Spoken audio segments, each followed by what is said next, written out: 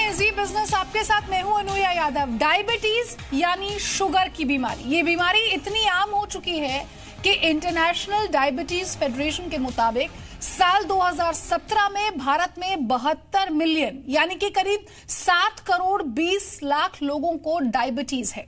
इनमें वो लोग भी शामिल हैं जिन्हें मौजूदा स्टैंडर्ड के हिसाब से डायबिटिक घोषित कर दिया है। लेकिन नए नॉर्म्स की माने तो बहुत सारे डायबिटीज के शिकार लोगों के लिए खुशखबरी है। क्या है वो खुशखबरी उनके लिए, देखिए रिपोर्ट।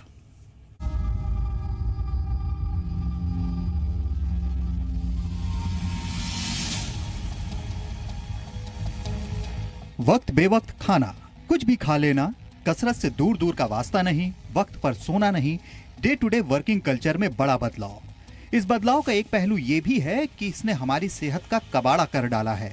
लाइफस्टाइल से जुड़ी बीमारियां बढ़ती जा रही हैं। इनमें डायबिटीज तो बेहद कॉमन है। डायबिटीज लाइफस्टाइल से जुड़ी बीमारियों में न सिर्फ कॉमन है, बल्कि डायबिटीज का हर 5वां मरीज हमारे देश में है। डायबिटीज टाइप 2 के मामले बढ़ते ही जा रहे हैं। इंटरनेशनल डायबिटीज फेडरेशन के मुताबिक साल 2017 में भारत में 72 मिलियन यानी करीब 7 करोड़ 20 लाख लोगों को डायबिटीज है, जबकि पूरी दुनिया में इनकी संख्या करीब 425 मिलियन यानी करीब 42.5 करोड़ है। लेकिन अब डायबिटीज पर एक खुशखबरी आई। खुशखबरी इसलिए क्योंकि किसी को डायबिटीज है या नहीं, इनके नॉर्म्स यानी मापदंडों में बदलाव किया गया है। अमेरिकन कॉलेज ऑफ फिजिशियंस ने नए मापदंड दिए हैं। इनके मुताबिक खून में HbA1c लेवल 7 से 8% है तो नॉर्मल है। 8% से ज्यादा होने पर ही डायबिटीज होगा। अभी तक ये लेवल सिर्फ 6.5% माना जाता है। HbA1c क्या होता है ये भी हम आपको बताएंगे, लेकिन पहले आसान शब्दों में ये समझ लीजिए कि डायबिटीज है या नहीं है। इसके लिए जो पहले मिनिमम लेवल था उसे बढ़ा दिया गया है। नए नॉर्म्स के मुताबिक बहुत सारे लोग जो डायबिटीज का इलाज करा रहे थे उन्हें अब परेशान होने की जरूरत नहीं होगी। हिंदुस्तान में भी वही स्टैंडर्ड फॉलो होते आ रहे हैं जो अमेरिका में होते हैं। लेकिन इन नए नॉर्म्स पर हिंदुस्तान में डॉक्टरों ने सवाल खड़े कर दिए हैं। कुछ एसोसिएशन तो इनका विरोध भी कर रही हैं। विरोध में ये तर्क दिए जा रहे हैं। भारत में डॉक्टरों का कहना है कि नई गाइडलाइंस को अनदेखा करना ही बेहतर है, क्योंकि भारत में डायबिटीज की बीमारी ज्यादा आक्रामक है। यहाँ कई तरह के कॉम्प्लिकेशंस हैं। इसके अलावा भारत में अपनी 3 मेडिकल एडवाइजरी बॉडी हैं, ICMR यानी Indian council of medical research, RSDDI यानी research society for the study of diabetes in India और API यानी association of physicians of India. ये तीनों एजेंसियां भारत के हालात बेहतर समझती हैं। नए नॉर्म्स लागू होने से इलाज में भी दिक्कत आएगी। हम आपको बता दें कि मौजूदा नॉर्म्स देश में करीब 3 दशक से लागू हैं। अब आपको बताते हैं कि HbA1c क्या है और डायबिटीज के मौजूदा नॉर्म्स क्या हैं। HbA1c में Hb का मतलब होता है हीमोग्लोबिन। यहाँ इसे ग्लाइसेटेड हीमोग्लोबिन भी कहते हैं। A1c हीमोग्लोबिन का वो पोर्शन होता है जो ग्लाइसेटेड हो जाता है, यानी जिसमें शुगर यानी ग्लूकोज चिपक जाता है। HbA1c कितने फीसदी है ये दिखाता है कि पिछले 3 महीने में आपकी एवरेज ब्लड शुगर कितनी है। HbA1c में जितनी शुगर परसेंटेज होती है वही आपके पूरे खून में मानी जाती है। अभी तक जो नॉर्म्स हैं उनके मुताबिक एक एडल्ट में अगर HbA1c रेंज 6% से कम है तो ये नॉर्मल है, 6 से 6.4% है तो ये प्री डायबिटिक लक्षण है, और अगर 6.5% है तो डायबिटीज माना जाता है। लेकिन नए नॉर्म्स में 7 से 8% HbA1c लेवल है तो ये नॉर्मल है। 8% से ज्यादा होने पर ही डायबिटीज बताया जाएगा। अमेरिकन कॉलेज ऑफ फिजिशियंस के नए नॉर्म्स के विरोध में ये भी कहा जा रहा है कि हिंदुस्तान के लोगों का रहन सहन और खान पान पश्चिमी देशों से बिल्कुल अलग है। यहाँ लोग ज्यादा कार्बोहाइड्रेट लेते हैं, इसलिए दवाओं का असर इन लोगों पर अलग तरह से होता है। लेकिन एक सवाल ये है कि जब पहले भी हम वही मापदंड फॉलो कर रहे थे जो विदेशी एजेंसियों ने दिए थे, तो अब विरोध क्यों? क्या कहीं इसमें डॉक्टरों और फार्मा कंपनियों का निजी फायदा तो नहीं छुपा है? ब्यूरो रिपोर्ट, जी मीडिया। और मेरे साथ 3 खास मेहमान हैं। डॉक्टर RN टंडन हैं, IMA के एक्स सेक्रेटरी जनरल हैं। साथ ही साथ डॉक्टर अनूप मिश्रा भी मेरे साथ हैं, जो चेयरमैन है फोर्टिस सेंटर फॉर डायबिटीज के। और मेरे साथ डॉक्टर शिखा शर्मा है, न्यूट्रिशनिस्ट हैं, मेरे साथ स्टूडियो में हैं। डॉक्टर टंडन माफ कीजिएगा, सेक्रेटरी जनरल हैं IMA के। सबसे पहले doctor Tandon, I would like to come to you. Sir, आप बताइए, आप इसे किस तरह से देखते हैं? क्या हमें इस इंटरनेशनल रिपोर्ट को मानना चाहिए? क्योंकि अगर हम इन मापदंडों को मानते हैं तो देश में बहुत सारे ऐसे डायबिटीज के पेशेंट हैं जो एक्चुअली उस डायबिटिक पेशेंट कहलाने से बच जाएंगे।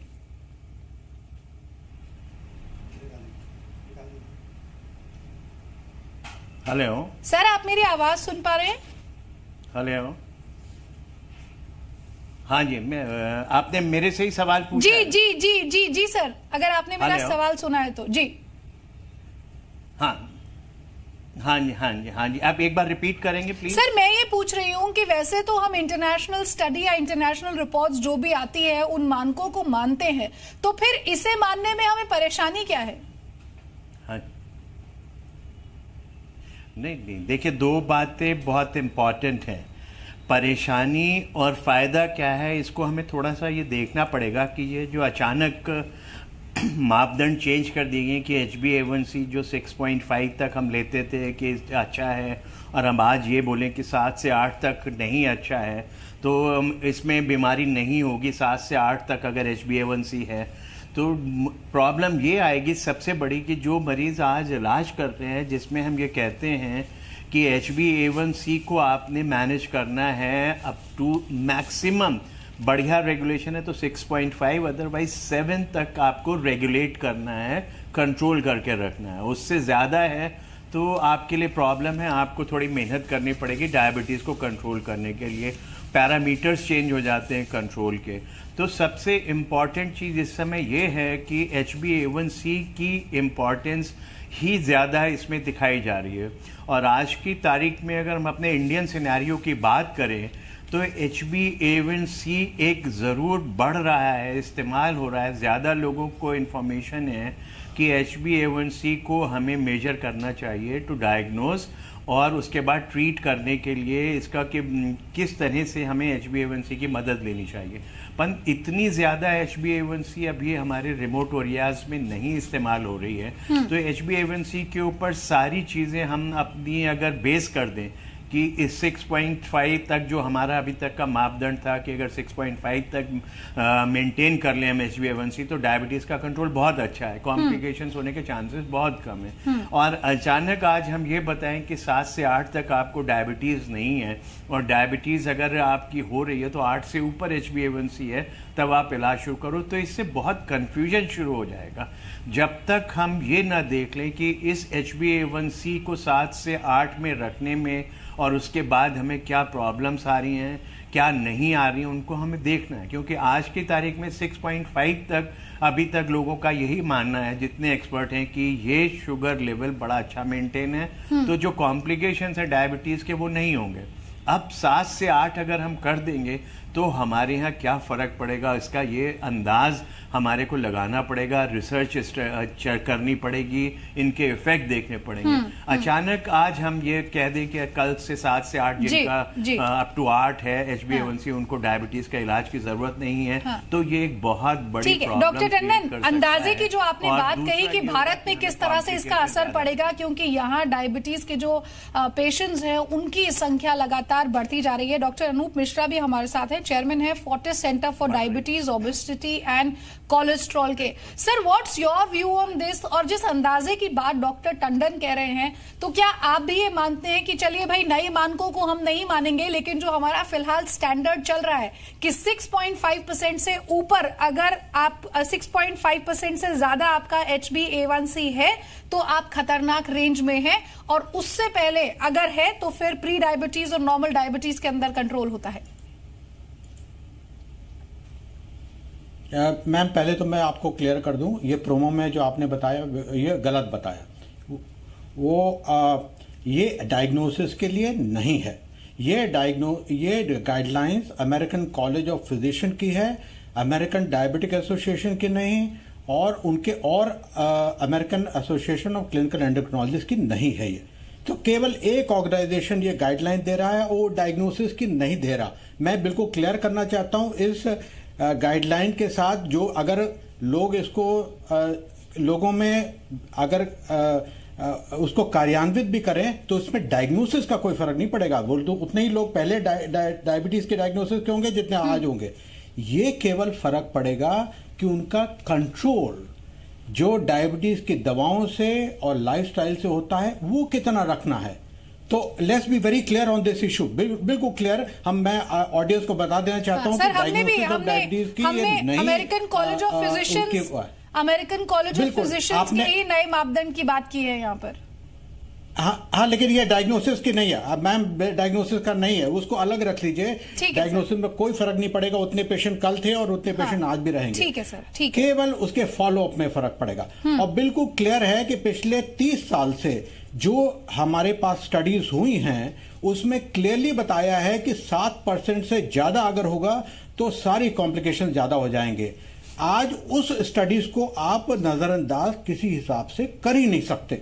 और ये जो गाइडलाइन है ये उनके प्राइमरी केयर फिजिशियन की है, जो गांव में बैठते हैं, छोटी जगह में बैठते हैं, जिनके पास और साधन नहीं है। तो हो सकता है कि वो लूज थोड़ा सा कंट्रोल छोड़ दें, लेकिन ये आम मरीज जो हमारे पास आता है और जिसका हम अच्छी तरह से इलाज कर सकते हैं उसमें किसी हिसाब से लागू नहीं हो सकता। इस चीज की आलोचना पूरी तरह से अमेरिकन डायबिटिक एसोसिएशन ने करी इस गाइडलाइन की, और American association of clinical endocrinologist ने करी, और इंडिया में RSSDI ने करी। मैंने जो स्टेटमेंट आज टाइम्स ऑफ इंडिया में दिया है वो बिल्कुल क्लियर है कि हम किसी हिसाब से इस गाइडलाइन को नहीं ले सकते फॉलोअप ऑफ पेशेंट में, और हमको पहले ही गाइडलाइंस को स्टिक करना है, वरना हमारे पेशेंट जो ऑलरेडी कॉम्प्लिकेशंस होती हैं उनकी कॉम्प्लिकेशन बढ़ आएंगी। ठीक है डॉक्टर मिश्रा, एक और चीज आपसे समझना चाहूंगी कि आप ये बात कह रहे हैं कि किसी तरह का कोई कंफ्यूजन नहीं होना चाहिए, जो पुरानी गाइडलाइंस है हमारी हम उन्हीं को फॉलो करेंगे।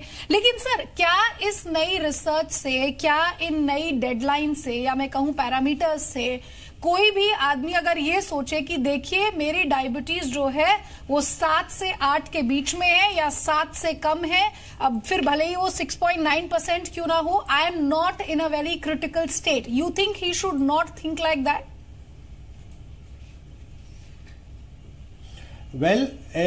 उनको इस तरह से समझना चाहिए कि 7 से नीचे हैं तो वो कॉम्प्लिकेशन से बचे हुए हैं, और 7 से ऊपर हैं तो कॉम्प्लिकेशन में होने की संभावना हो सकती है। लेकिन इसका मतलब ये नहीं है कि हर आदमी को 7 पर रखना है। किसी को 8 में भी हम अलाउ करते हैं। वो कौन लोग हैं जिनको 8 में अलाउ करते हैं? वो 70-80 साल के वृद्ध लोग जिनको की लाइफ एक्सपेक्टेंसी कैंसर या किसी और चीज के कारण बहुत कम है, तो उनको हम कहते हैं कि इतना स्ट्रिक्ट कंट्रोल की जरूरत नहीं है। तो ये हम कई चीजों पर डिसाइड करते हैं। लेकिन अगर कोई यंग डायबिटिक है 40 इयर्स का, 50 इयर्स का, और उसके बाद लंबी जिंदगी उसको जीना है, तो उसको क्लियरली हमारे पास कोई और गाइडलाइन नहीं होनी चाहिए कि ये 7% से नीचे हमको रखना है, चाहे किसी भी चीज से, चाहे दवा से, चाहे लाइफस्टाइल से। ठीक है सर, मैं आपसे ये भी समझूंगी कि आखिर क्यों भारत में डायबिटिक पेशेंट्स की संख्या बढ़ रही है, लेकिन उससे पहले मैं डॉक्टर शिखा के पास जाना चाहूंगी, क्योंकि हम यहाँ डायबिटीज की बात कर रहे हैं। देश में ज्यादा से ज्यादा लोग इस बीमारी का शिकार हो रहे हैं। शिखा, आप समझाइए यहाँ पर कोई भी आदमी, क्योंकि 6% से इसकी शुरुआत यहाँ पर होती है, अगर 6 से ज्यादा आपका नंबर है, 6 से 6.5 के बीच पे भी है, तो आप प्री डायबिटीज के शिकार हो जाते हैं। डॉक्टर तो यहाँ पर चलिए दवाई देता है, लेकिन क्या मैं अपने लाइफस्टाइल में चेंज कर, खान पान में बदलाव कर इसे कंट्रोल कर सकती हूं? Is it that stage? जी, जैसे कि डायबिटीज को कहा जाता है इट्स ए लाइफस्टाइल डिसऑर्डर, यानी कि ये लाइफस्टाइल जो हमने फॉलो किया है उसी की उपज है, उसकी वजह से ये हमें मैनिफेस्ट हो जाती है।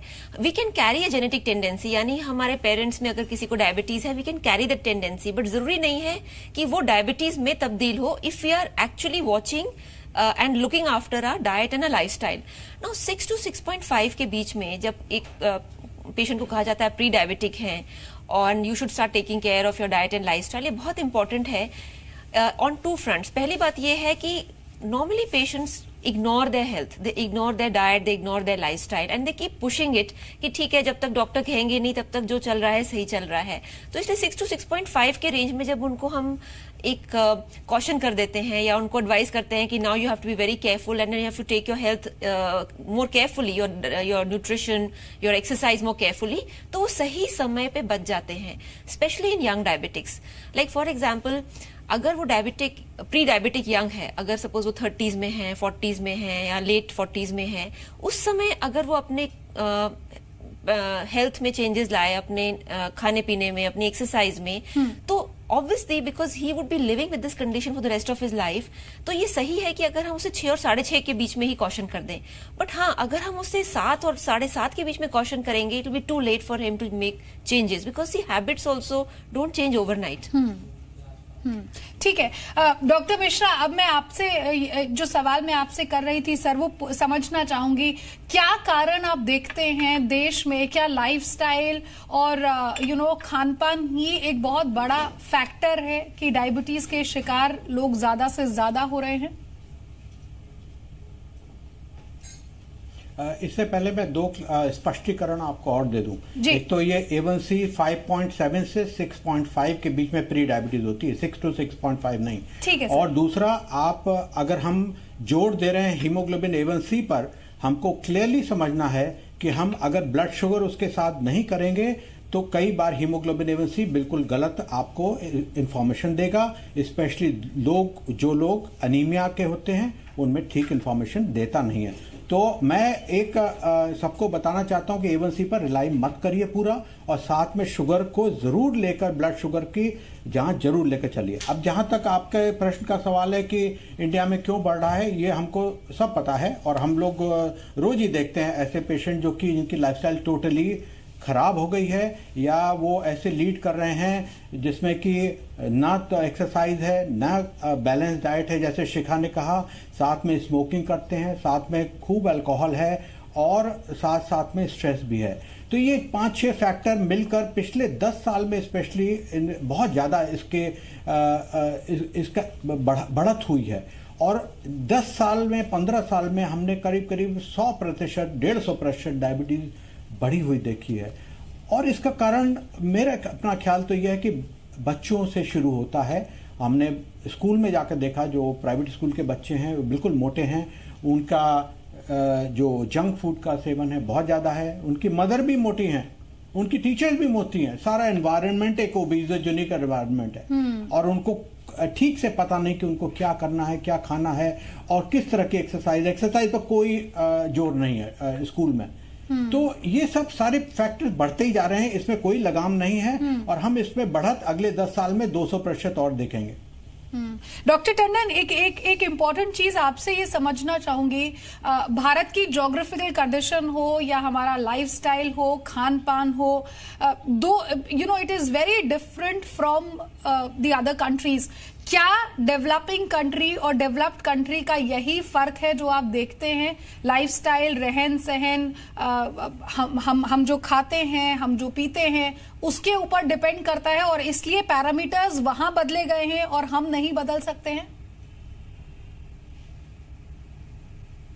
नहीं, आपकी दोनों ही बातें जो हैं वो हमारी डायबिटीज़ स्टेटस के लिए बड़ी इम्पॉर्टेंट है।